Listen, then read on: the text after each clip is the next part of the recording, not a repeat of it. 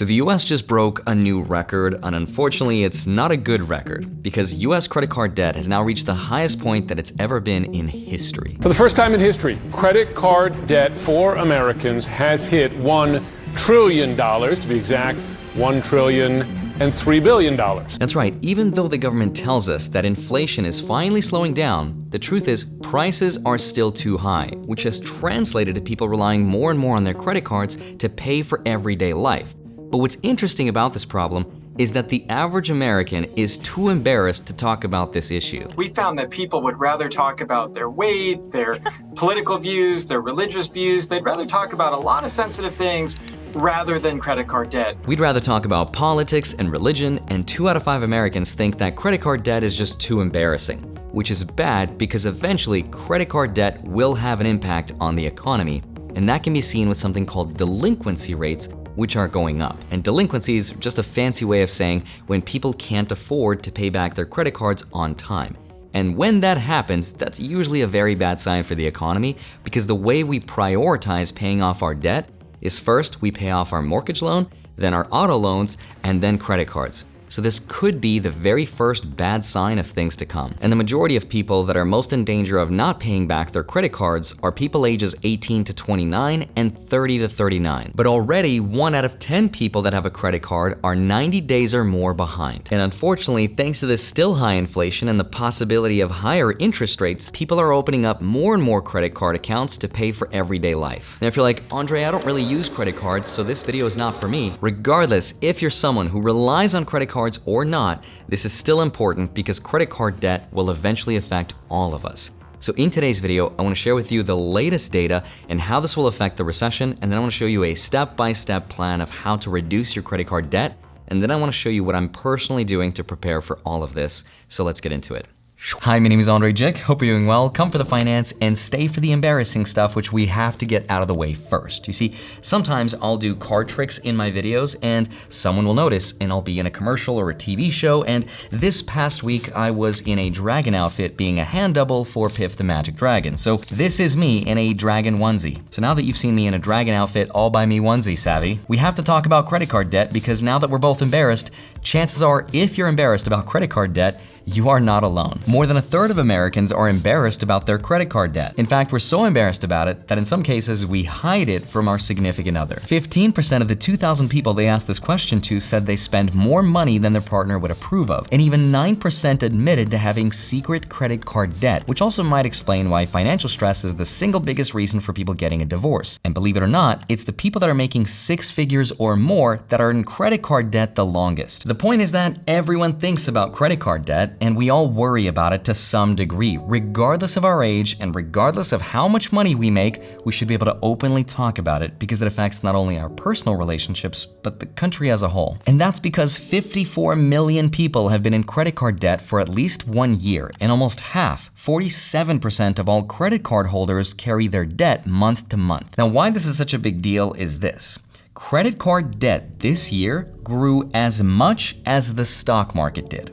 For example, VOO, which is the ETF that represents the S&P 500, the stock market is up 17% this year. And credit card debt grew by 16% this year. And here's what that actually means. Remember that the average returns for the stock market over the last 100 years was between 7 to 10%. And right now we're at 17%, which is not normal.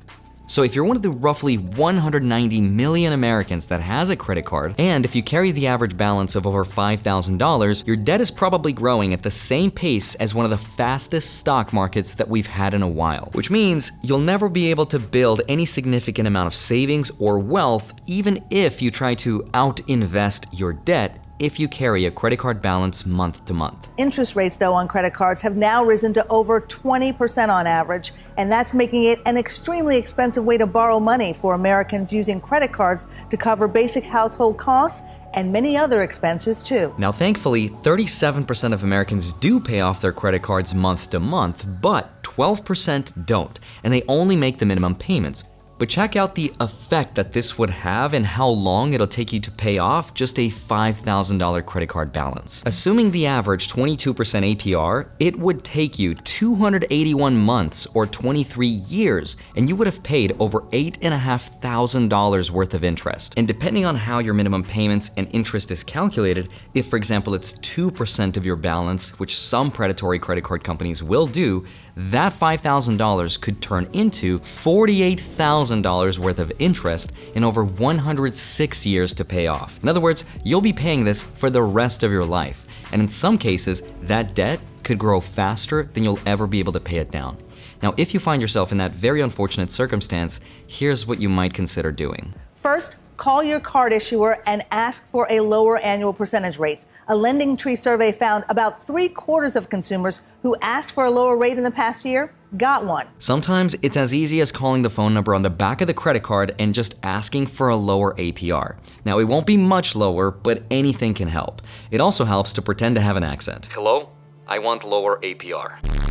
Don't actually do that. It will not help, especially if it's a Russian accent. Also, try to snag a 0% interest balance transfer card. These cards offer 12, 15, even 20 months with no interest on transfer balances. Now, once you get one, you got to be aggressive about paying off as much of the balance as you can during that introductory period. That's right. So you can actually transfer your credit card balance from one credit card to a new one that is offering an introductory 0% APR.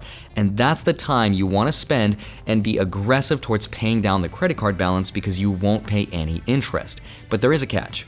The catch is that you have to get approved for one of these, but if you can, it's completely worth it. I did this for my parents a couple years ago and it really helped them out. If you have a credit card balance, please do this as early as you can because in September, student loan interest will start to grow again. And by October of this year in 2023, the first student loan payments will start back up again. Now, the good news is that there's a new program called the On-Ramp Leniency Program, which essentially allows anyone who was late or who missed their payments to not be reported to the collection agencies right away.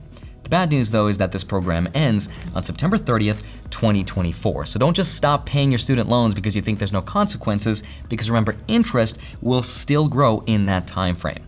Now, the even better news is that there's a better option. It's a new program you might not have heard of before this video called the SAVE program. And depending on your family size, you can cut your payments down by half or to $0. And the best part is that you won't be accruing interest while you're in this program, but you have to actually apply and get accepted. And I've left a link down below where you can do that, or you can go directly to studentaid.gov/IDR and then apply. Now that's the good news, but the bad news is it looks like we could already be in a recession, and credit card debt is just one of the bad records we've broken.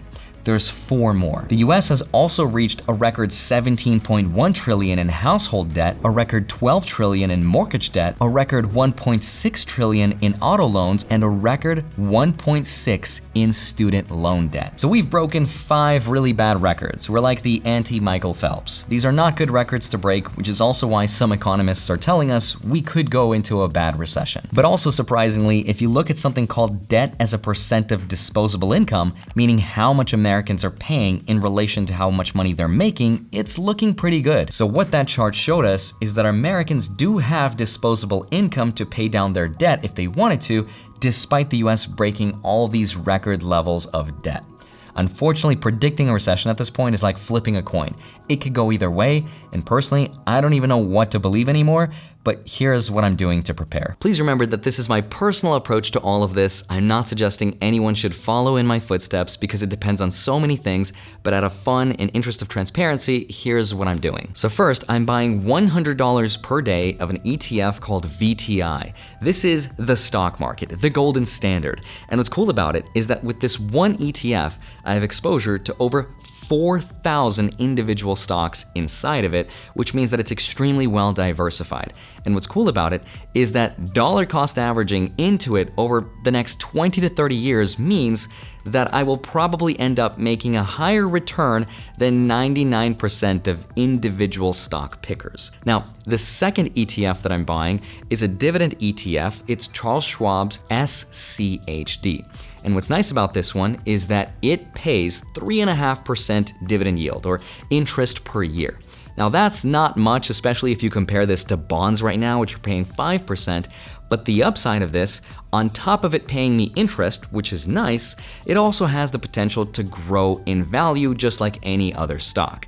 And I love being a dividend investor, and I don't think I'll ever stop. But wait, there's more, because as a hedge to the US dollar and potential inflation in the future, I'm also dollar cost averaging into Bitcoin $100 per day here and there. Not every single day, it just depends, but dollar cost averaging seems to be the most effective strategy. Now, my personal thoughts about all of this is that depending on who you ask, they'll say something different. For example, some people say that we're already in a rich recession, a recession of the rich, the tech workers that got laid off. If you look at what the media is saying, some of them are telling us that we could experience the worst recession that we've ever seen. And if you look at what the government is telling us, they're saying that everything is perfectly fine. So no one really knows, and I think it's best to be cautiously optimistic, to hope for the best, but also plan for the worst. As always though, focus on your own investment journey. I hope you have a wonderful rest of your day. Smash the like button, subscribe if you haven't already. Don't forget to grab your free stocks, links are down below, and then go track them automatically with a spreadsheet linked down below in my Patreon. Love you, thank you so much for watching this video. I'd love to see you back here on Monday, Friday, sometimes a Wednesday. See you soon, bye bye.